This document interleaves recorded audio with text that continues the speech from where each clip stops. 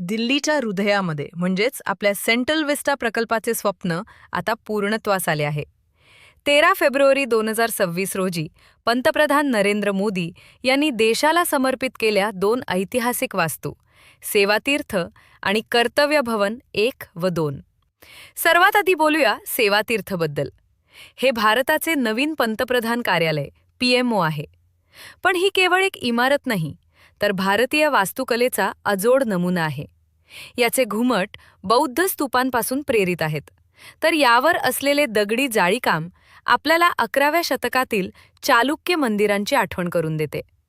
दुसरीकडे आहे कर्तव्य भवन 1 आणि 2. या 2 भव्य इमारतींमध्ये देशाची 10हून अधिक महत्त्वाची मंत्रालये एकाच छताखाली आली आहेत. आता अर्थ, संरक्षण आणि आरोग्य यांसारख्या विभागांमधील समन्वय अधिक वेगाने होईल.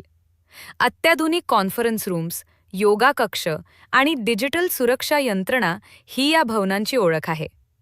हे संपूर्ण संकुल इको फ्रेंडली आहे. 4 स्टार गृह रेटिंग असलेल्या या इमारतींमध्ये सौर ऊर्जा आणि जलसंधारणावर विशेष भर देण्यात आला आहे. हे आधुनिक भारत आणि शाश्वत विकासाचे प्रतीक आहे.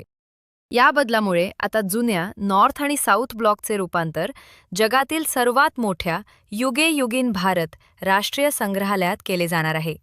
सत्ता केंद्राकडून सेवा केंद्राकडे झालेला हा भारताचा प्रवास थक्क करणारा आहे. सेवातीर्थ आणि कर्तव्य भवन, नव्या भारताच्या संकल्पपूर्तीचा हा नवा अध्याय. तुम्हाला ही माहिती कशी वाटली? कमेंट्समध्ये नक्की सांगा आणि आमच्या चॅनलला सबस्क्राईब करा.